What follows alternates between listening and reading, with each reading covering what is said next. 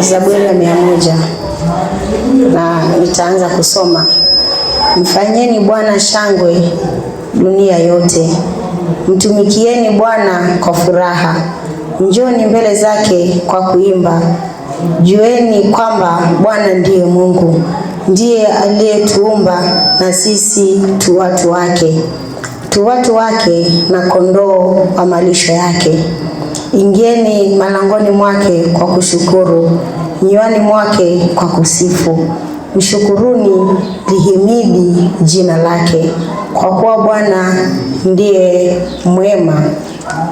Rehema zake ni za milele, na uaminifu wake vizazi na vizazi. Na hilo ndio neno la Mungu.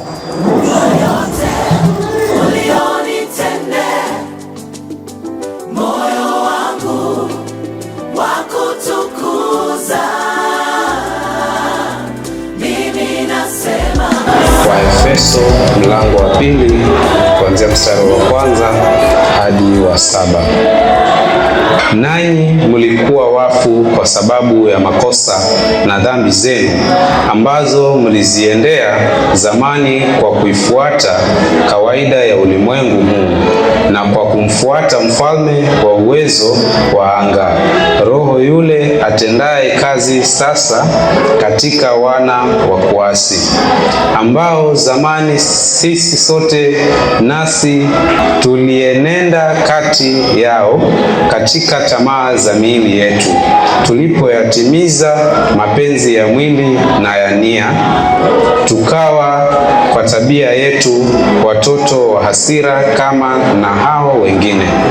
Lakini Mungu, kwa kuwa ni mwingi wa rehema, kwa mapenzi yake makuu aliyotupenda, hata wakati ule tulipokuwa wafu kwa sababu ya makosa yetu, alituhuisha pamoja na Kristo, yaani tumeokolewa kwa neema. Akatufufua pamoja naye, akatuketisha pamoja naye katika ulimwengu wa roho, katika Kristo Yesu, ili katika zamani zinazokuja audhihirishe wingi wa neema yake upitao kiasi kwa wema wake kwetu sisi katika Kristo Yesu. Na hili ndilo neno la Bwana. Hujahesabu udhaifu wangu, bali umetenda kwa wema, nashindwa hata. Bwana, tunapoketi miguuni pako, tunaomba kwamba Bwana ukapate kusema na mioyo yetu. Ulibariki neno lako, ulifanye kutimiza kusudi ambalo kwalo umelituma. Kubali kusema na mioyo yetu Bwana, kutuonya, kutuelekeza. Sema nasi, utuimarishe katika imani. Sema nasi Mungu wetu, endelee kuthibitisha imani ndani yetu. Neno hili litimize kusudi lako.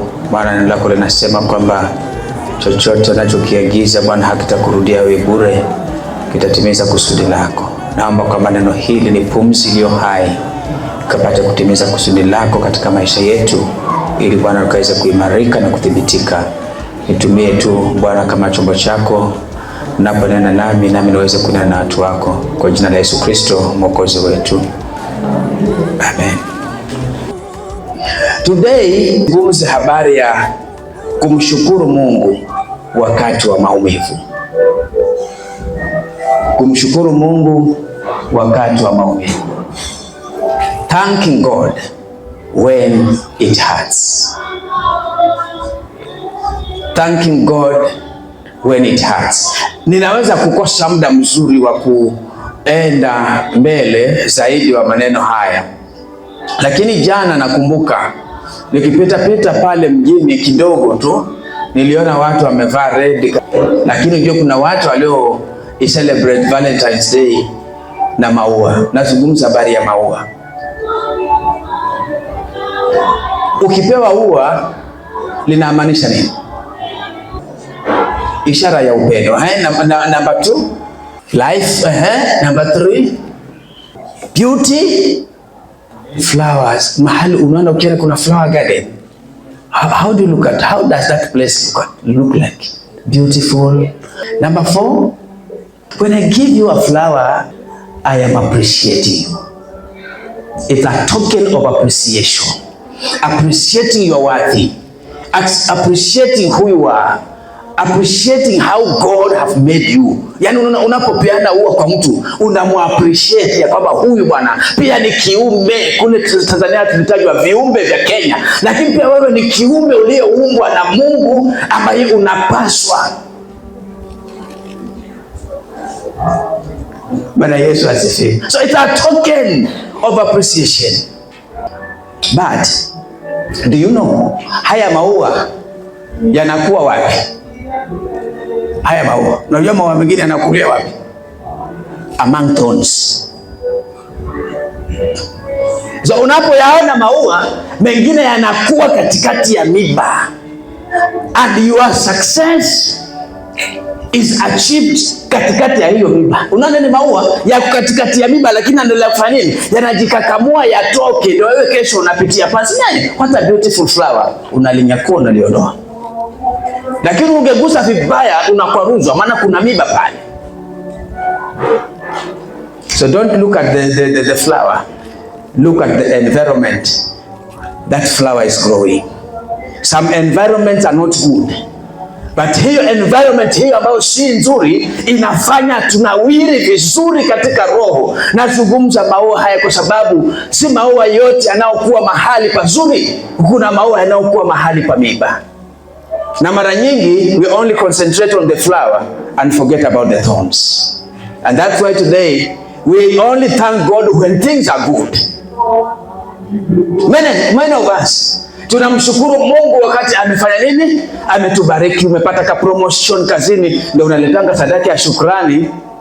Unasema sasa, naomba mniombee, nilikuwa nimetafuta kazi.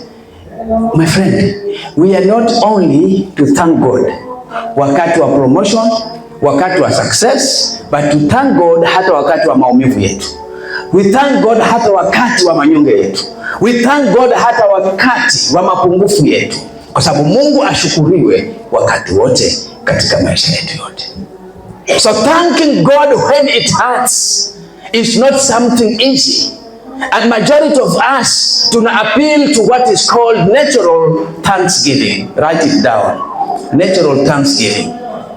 Maana thanksgiving ziko mara mbili. Kuna ile inaitwa natural and gracious.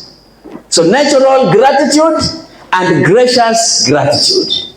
There are two types of shukrani. Shukrani ya kawaida ni ile ya kusema chapcha Bwana, kumbe umenikumbuka, haki umeniletea kitu kizuri, hata nilikuwa natamani niwe nayo. Hiyo ni natural thanksgiving, ambapo mtu anashukuru maana amepewa. So hii natural ni ile ya sisi wote ambao tunashukuru Mungu maana tumeletewa zawadi. And majority of all Christians today wanamshukuru Mungu kwa sababu ya matendo aliyowatendea. Tunashukuru kwa sababu tumeona mkono wa Bwana. Niposa hapo tunaimba tukitoka tukidance, nimeuona huo mkono wa Bwana Yesu, nimeuona mkono wa Bwana. Wakati tumetendewa, wakati tumeshiba, matumbo yameshiba, wakati mwili hauna maumivu, tumepona, hapo tunasema kwamba tumeuona mkono wa nani? Mkono wa Bwana. Unataka kunieleze ya kwamba mchana huu mkono wa Bwana hauko katika maumivu? Ni nani anayeyakuza maua katika miba? Si ni Mungu? Je, unafikiria kwamba Mungu hajui kama kuna miba iko ndani yako? Learning to be grateful to God. Even the moment where it hurts. Wakati wa giza la maisha yako. Maana inafikia mahali giza litatanda katika maisha yako, hutaona mwangaza. And this is very natural. Si kwamba eti wewe umeanguka wokovu. No. There are time zinakuja wakati wa giza unataka kuomba huwezi kuomba. It's not that you've backslidden. It's a natural spiritual progress ambao wote tunapitia. That's very natural. Kuna wakati utakuwa hyper. Ukiingia hivi mbele ya Mungu unajisikia uko sawa, anga inafunguka, unapenya. Na kuna wakati ukipiga inagonga mwamba. Unapiga inagonga mwamba. Unaomba ni kana kwamba umewekewa ceiling hapo juu, maombi haisongi. Ni maisha ya kawaida, but don't give up. Na wakati kama huo wa giza ni wakati wa wewe pia kumshukuru Mungu, kwa sababu it's a season ambayo unapita. The Bible says in Ecclesiastes 3:1, Mhubiri 3:1. Nazungumza habari ya natural thanksgiving. Na tumezoea sana natural, si ndio? Ukipewa unashukuru, si ndio? Usipopewa unaanza kusema na Mungu, imetosha Bwana. Kuna vitu vingine tunapita kwa maisha yetu, ni Mungu anataka atutengeneze. Kwa kila jambo kuna majira yake. Na wakati wa kila kusudi chini ya mbingu. Achia hapo. Anasema kwa kila jambo kuna majira yake, na kuna wakati wa kila kusudi chini ya mbingu. Kwa hivyo kila jambo na wakati wake,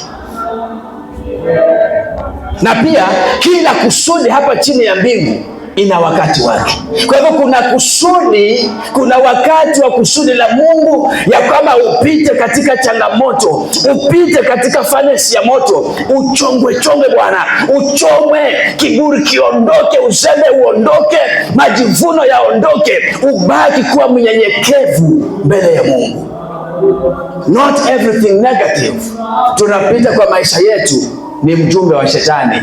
Mara nyingine Mungu anaruhusu wakati, anaruhusu majira tutengenezwe, tuwe viumbe bora zaidi ya vile tulivyo. Mwanadamu akaachwa kidogo hivi, nafikiri wengine hatutakunywa maji. Ndio maana Mungu analeta vidhibiti mwendo. Unajua vidhibiti mwendo, Paulo akasema alipewa mwiba mjumbe wa shetani ili amtese. Na Paulo aliomba Mungu mara ngapi? Mara 3. Lakini Mungu alitoa mwiba? Mungu hakutoa mwiba. Mungu alimwambiaje Paulo? Neema yangu atosha. My grace is sufficient. So mara nyingine tunatafuta Mungu atuondolee burden, atuondolee mizigo. But God says, I am not uplifting this burden, but I will give you sufficient grace to keep moving on. Amen. So kuna vitu tutaomba sana Bwana aliondolee, hata ondoa, zitabaki kwetu. Lakini Mungu atatupatia neema ya kusonga mbele pasipo kuchoka. Haleluya. So kila kusudi chini ya mbingu na majira yake. Ya pili, wakati wa kuzaliwa na wakati wa kufa, wakati wa kupanda na wakati wa kung'oa yaliyopandwa. Ndio. Wakati wa kuua na wakati wa kupoza. Yes. Wakati wa kubomoa na wakati wa kujenga. Wakati wa kulia na wakati wa kucheka. Wakati wa kuomboleza na wakati wa kucheza. Kuna kucheka na kuna kulia. Lakini haya majira yote yana kusudi lake. Sijui in your dark moments katika maisha umetafuta kujua kusudi la Mungu ni nini? Bwana Yesu asifiwe. Sijui kama wakati wa giza katika maisha yako umetafuta kujua Mungu ni nini unataka kutoka kwangu. Maana kuna wakati wa hata kilio. Lakini wakati wa kilio huja ukafikia kikomo, tukaingia kipindi cha wakati wa kucheka. Wakati wa maombolezo huwa na kuna wakati pia wa kucheza. Kila kusudi ya chini ya jua lina majira yake. Na kwa hivyo katika maisha yetu tuyafurahie majira yote tuliyopewa na Bwana. Majira ya mavuno na majira ya kukanja. Majira ya kuinuliwa na hata majira ambayo tunajipata tuko pale pale. Unajua life sometimes can be stagnant. Yeah? Unatamani kumove but you are not moving forward. Unabaki stagnant. There's time for everything. That moment of stagnation, the moment of darkness and pain, it's a moment of reflection and thanking God for who He is. And that takes me to the second type of thanksgiving, that is gracious. Gracious. Gratitude. Gracious. Na unajua hiyo grace manake ni nini? Neema. The gracious thanksgiving, kuna mtu anaitwa Jonathan Edwards, ndiye aliyekuwa anaeleza habari ya natural and gracious thanksgiving. And gracious thanksgiving is thanking God for who God is. Umewahi kumshukuru Mungu kwa sababu yeye vile alivyo Mungu? Yaani unasema kwamba you are Yahweh, you are Yahweh, you are Yahweh, Alpha and Omega, you are Yahweh. Yani unamshukuru Mungu because of his greatness, because he is God. Si kwa sababu amekuponya nini, si kwa sababu amekufanyia mambo, mwili ameondoa mauchungu, lakini hata ukiwa pale hospitali, ukiwa pale nyumbani unalala njaa, ukiwa pale uko hali ya ajabu ajabu, majirani nasema yuko wapi Mungu wake? Yule aliyemuomba kila siku yuko wapi? Unajua it's a time where even our enemies wanaanza kuuliza, where is your God? Let your God arise now and save you. That is the moment of you soaking deeper into the presence of God. Bwana Yesu asifiwe. Wakati maadui anasema ako wapi Mungu wake Bwana, huo ndio wakati wa wewe kuingia ndani na kuzama ndani katika Kristo na kumwambia utabaki Mungu Bwana, wewe utabaki wa kuabudiwa. Hebu angalia hawa jamaa Paulo na Sila gerezani, tena baada ya kutandikwa, kutolewa nguo sokoni, fedheha na aibu, wakafungwa mikatale.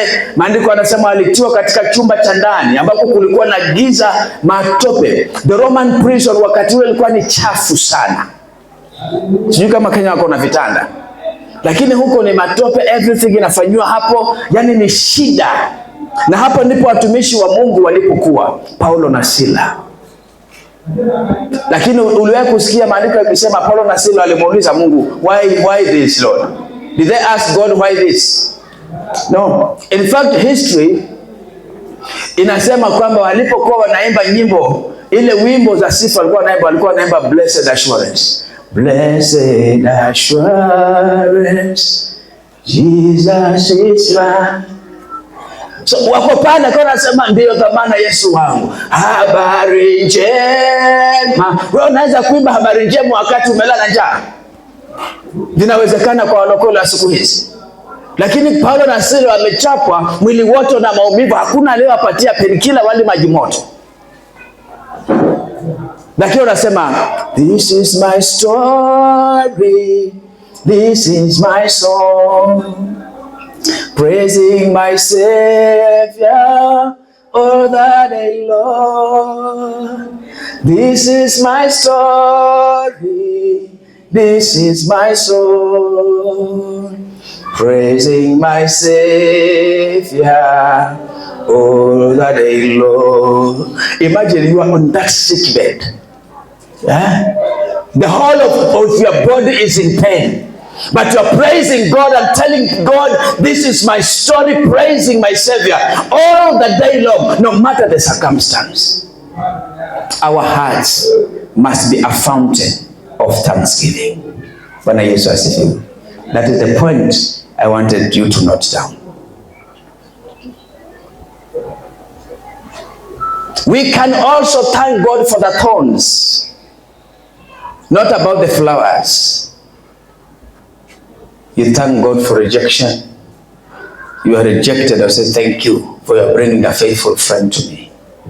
And people look down upon you. Na unasema Bwana, hata hili ni kazi ya mikono yako na wewe utabaki Mungu.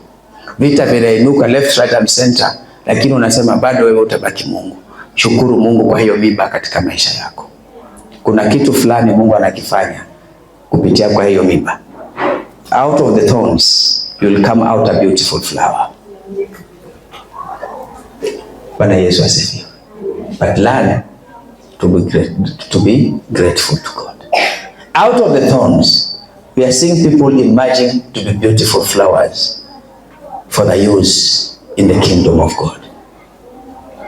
Out of the thorns. Let me tell you people, great people don't come from their comfort zones. If you want to be great, utapita katikati ya mambo mengi sana. The greatest evangelists in the world hawakupitia mambo rahisi.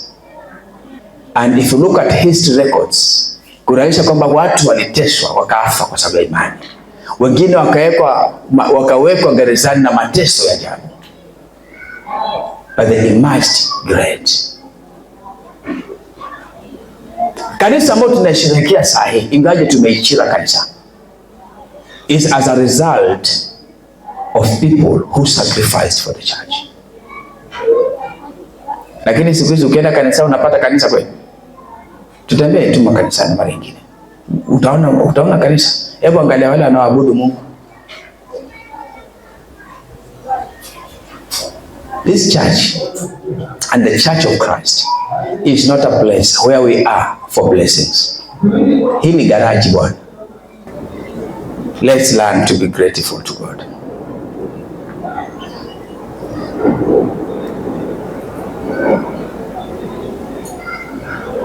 Hallelujah. Today, I'm praying that we shall have a shift from being natural in our thanksgiving to being gracious thanksgivers. Watu ambao watakuwa nafasi ya kumshukuru Mungu kwa sababu ya vile alivyo Mungu. Unajua yeye ni Mungu tu. Yaani anabaki Mungu tu. Anabaki Mungu siku zote, anabaki Mungu. Yaani anabaki Mungu hata kuweje, abaki kuwa Mungu maana ni Mungu. Akuponye anabaki Mungu. Asipokuponya atabaki Mungu. Na habadiliki. Let me tell you here, hakuna mtu hapa atakufa kwa sababu ya mchawi amemuondoa.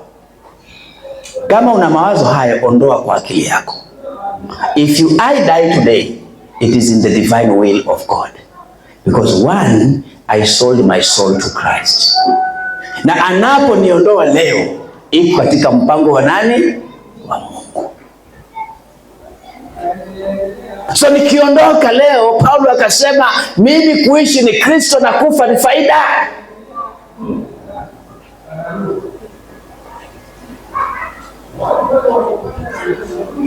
Ukiishi ni Bwana na kufa ni faida. Faida yake inakuja kwa sababu umetolewa katika dhiki na umevishwa utukufu. Umeenda kukaa na yule aliyekuruku. Lakini nimesema hapo, na narudia tena nisikike, na hata shetani asikie, ya kwamba hakuna roho yake hapa. Bwana Yesu asifiwe. Hapa hakuna roho ya shetani. Roho zinazokuja hapa ni roho za Kristo. Watu walionunuliwa kwa thamani ya damu ya Kristo. We are purchased by the blood of Jesus Christ. We are purchased. So even in our darkest moments of our lives, remember kwamba ulinunuliwa kwa damu ya thamani. Wewe ni wa Mungu. Wewe ni wa Mungu. Hebu angalia kale kamama kalikokuwa anaitwa Penina. Napenda sana story ya yule Penina. Vile alikuwa ana brag. I'm looking at the life of Penina, alivyokuwa ana brag mwenzake hapati mtoto. Yana watoto. Yani kana brag, kale kamama ni kama mama tu asikuishi. Wakina Penina wapo? Kama hakuna kina Penina. Lakini kuna mtu hapa ambaye moyo wake aliumimina kwa Bwana, anaitwa Hana.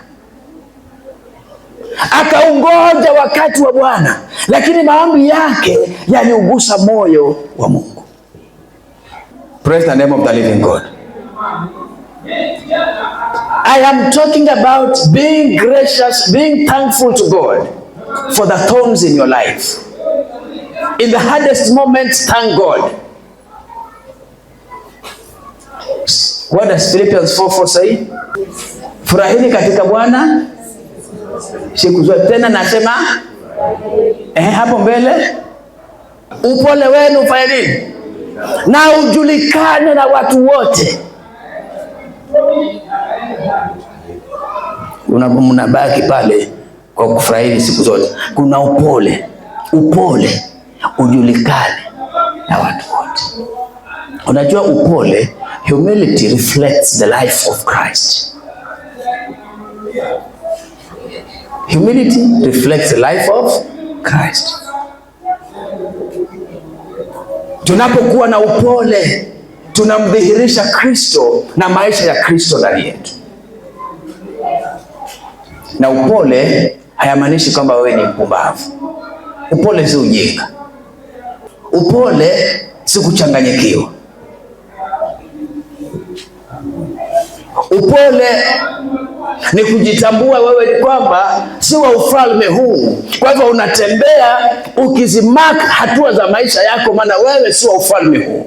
Watu wajue tofauti ya mlokole na asiyekuwa mlokole. Na anasema upole ujulikane na watu wote. Hapo mbele anasemaje? Upole wenu na ujulikane na watu wote. Bwana yu wapi? Karibu. Kwa hivyo as we are living Christians, tukumbuke ya kwamba Bwana yu karibu. Hapo mbele anasemaje? Bali katika kila neno kwa kusali na kuomba pamoja na kushukuru haja zenu zijulikane. Kwa kila neno kwa kusali na kuomba, kulikuwa kwa neno natafuta pale, pamoja na kushukuru. Na hapo mwanzo amesema furahini katika Bwana siku zote, na hapo anasema pamoja na kushukuru, furaha ya Bwana idhihirike. You get the connection? Huwezi kufurahi katika raha peke yake. Unafurahi Bwana hata unapopata mapigo, unafurahi. Yaani unafurahi wakati mambo haiendi, unafurahi katika Bwana.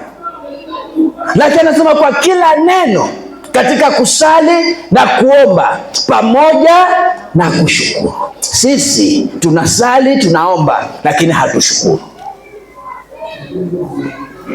Ndio maana makanisani huanga kuna special Thanksgiving Day. Ukiona mlokole unapangiwa siku ya shukurani, wewe una shida. Huwezi kushukuru Mungu peke yako mpaka upangwe.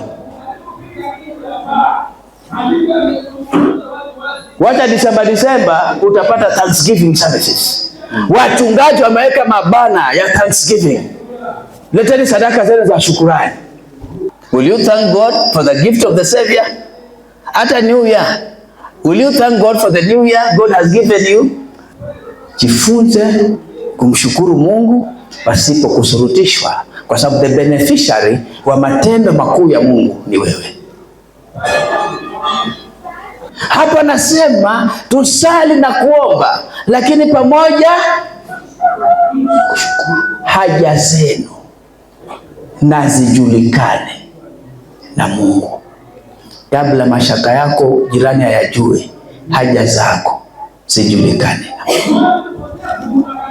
Kuna watu wengine ukiwaambia haja zako, umewapatia kazi ya kutangaza shida zako. Sasa badala kama utengeneze reporters ambao huwalipi mshahara, so umwambie Mungu. Ni nani anasema mwambie Yesu, mwambie anaweza yote, Yesu mwambie. Na sisi mara nyingi hatumwambii Bwana, tunaambia wanadamu.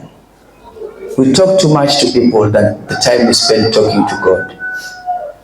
If you can have a shift and start talking to God about our lives, greater things will happen.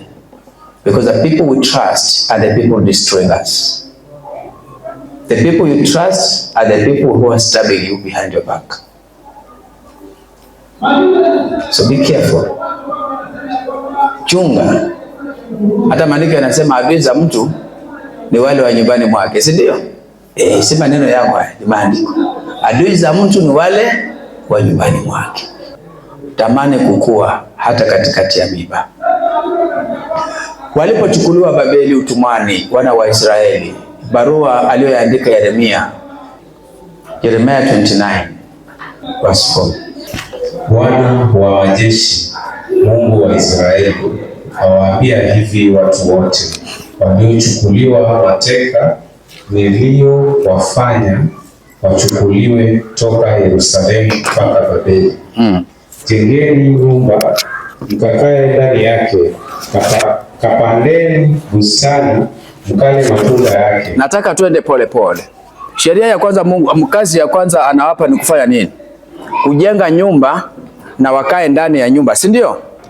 Tena wapande mizabibu, wale matunda yanayotoa kwa mizabibu. Kumbuka wako wapi hawa watu? Wako wapi? Babeli. Hawa ni watumwa katika nchi ya watu. Lakini Mungu anawaambia kwamba jengeni nyumba. Oeni wake, kazae wana na binti. Kawaozeni wake wana wenu, mkawaoze waume binti zenu. Achia hapo, weka tu koma. Oeni wake, oeni. Njaa isikufanya ukose kuoa bibi. Oeni wake.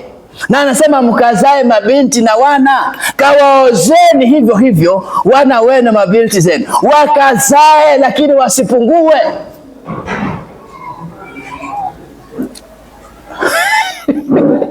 Kuna kijana anasema na ngoja nipate kazi ndo nitafute bibi, tachelewa. Mkawaoze waume binti zenu, wazae wana na binti, mkaongezeke huko wala msipungue. Hiyo verse 7, kautakieni amani mji ule niliofanya mchukule mateka. Hiyo verse 7 achana nayo. Ile ambayo nilikuwa nataka ni ile ya kwamba wako uhamishoni, wanapewa sheria ya kujenga nyumba, walime mashamba na waoe, wazae watoto, waongezeke na wasipungue. Nchi ya ugenini. Your circumstances should not define your destiny. Bwana Yesu asifiwe. Kuna watu ambao wakikaa kwa mashida kidogo wamenyauka tayari, yani wamenyauka. Shida kidogo tu mpaka sura zimeandikwa problem.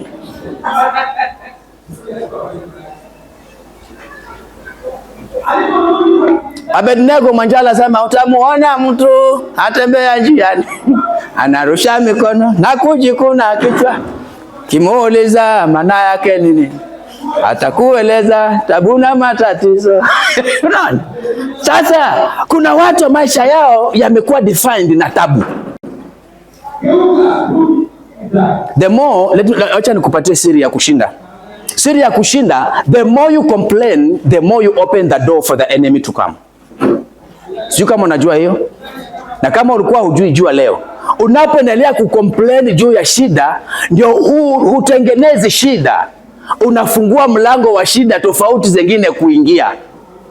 Maana complain na malalamishi hayampendezi Mungu. Unakumbuka wakati wana wa Israeli wakiwa jangwani walisemaje? Kwani kule Misri hakukuwa na makaburi? Tulikuwa tunakula bwana, tulikuwa tunakula nyama. Yani kuna watu ambao wanafurahia dhiki lakini wanakula. Na murmuring before God is also very sinful. Na inatufanya sisi kufungua malango ya adui kuja kutupiga. Na Wakristo tumezoea sana kunungunika. Manunguniko ni dhambi. Na Yesu asifiwe. Huo wakati upo. Tuache kunungunika, maana tunaponungunika tunajenga mlango, tunafungua mlango, tunafanya mlango kuwa mkubwa wa sisi kupata changamoto za zaidi. So tujifunze kumshukuru Mungu katika kila hatua, lakini tujifunze kumshukuru Mungu katika kila haja na katika kila hatua za maisha yetu. Nataka niseme hivi, maisha hayatakuwa rahisi tunavyodhani. Yatakuwa na changamoto nyingi. Sisi watumishi, huduma zitakuwa ngumu. Itakuwa hali huduma itakuwa ni ngumu. Huduma haitaenda. Unajaribu lakini itakuwa na blocks. That is an indication that you are doing a good job. Acha nikwambie, huduma ya furaha ni ile ya kupigana.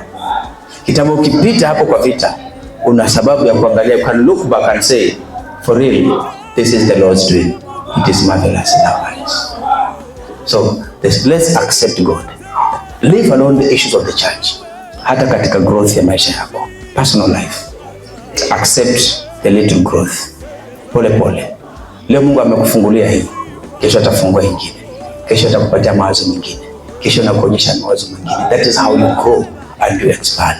Lakini kitu ambacho nataka sisi wote tukatae, stop and refuse to be stagnant. Hata mambo ikiwa ngumu na mkani, refuse to be stagnant. Refuse. Usikubali kuwa stagnant. Let your prayer be, in the thorns, let there be a beautiful flower. A flower that will grow to glorify God among the thorns. Amen. And the Lord keep and bless you and make His face shine upon you and give you praise. We love you, Lord, and we thank you. Thank you for speaking to us at a moment like this. Thank you, Lord, for reminding us the need to grow, even in the hardest moments of our lives.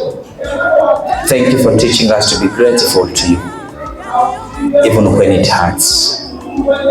There are circumstances, Lord, that may not be appealing in our lives, but we'll use them to make us flourish, make us glow, make us shine, make us to be to expand and our borders to be extended. These are moments of pain. These are moments where our lives seems to be in darkness. These are moments of indecisiveness where we cannot know what to do. There are moments where, Lord, we don't know what to do next. These are moments where all people have deserted us and we seem to be alone in the wilderness. There are moments that we go through in our lives, and sometimes we fail to locate your presence.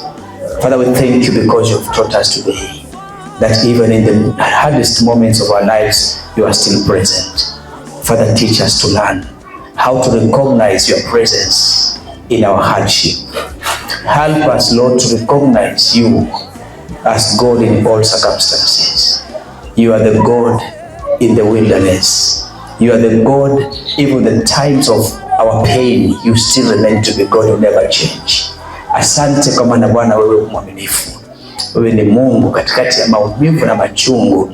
Wewe ni Mungu katikati Bwana hata ya giza. Wewe ni Mungu tunapopita katikati ya moto, katikati ya miba na michongoma, tunapopanda milima na mabonde, wewe bado ni Mungu. Wewe bado unaokoa. Wewe bado unaishi. Wewe bado unatenda. Wewe bado sauti yako ni ile ya kusema Bwana ya kama unatupenda, na hiyo ndio sababu ya kumwacha mwanao afe kwa ajili yetu. Pendo lako linaonekana hata katikati ya mahali hakuna njia, umebaki kufanya njia. Natamani kama Bwana utatujuza kusudi la kuwepo kwetu. Utatujuza kusudi la kuwepo kwetu hata katikati Bwana ya changamoto. Tusiziangalie changamoto zinazotukumba, lakini tukatafute kusudi lako katika changamoto hizi, na Bwana ukatutie nguvu kuwa watu ambao watakushukuru kwa sababu ya vile ulivyotupatia, lakini kwa sababu ya vile ulivyo Mungu, ulivyo mkuu, ulivyostahili sana kupewa utukufu na sifa. Baba, tuko hapa kusema wewe ni Bwana, wala hakuna mwingine zaidi yako. Baba, ni asante. Asante wa kuzungumza na moyo wangu. Asante wa kusema na mioyo yetu tukiwa hapa. Mara nyingi tumekuwa watu wa kunungunika, mara nyingi tumekuwa watu wa kuona kwamba tumeshindwa, mara nyingi watu ambao tunaishi in comparison na watu wengine. Mara nyingi hatuishi maisha yetu, tunang'ang'ana kuishi maisha ya wengine.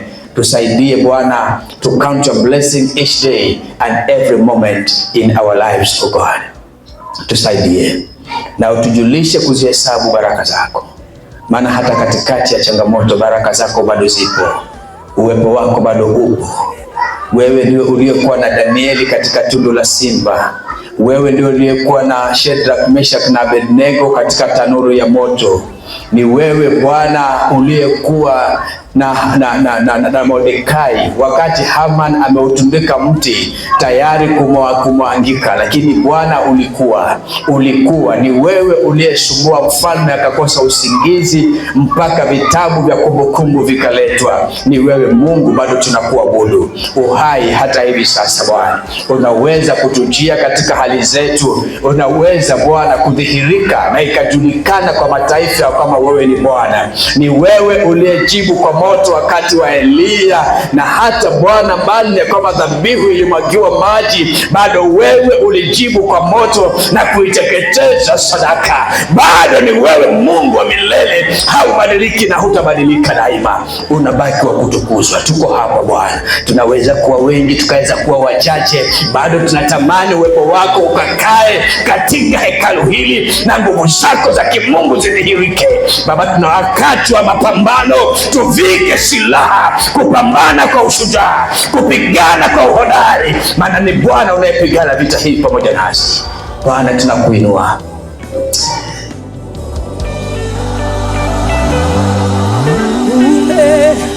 Fanya Mungu wangu, moyo wangu wa kutukuza yale yaliyozidi fahamu zangu, yale niliyoshindwa jana, yale yasiyo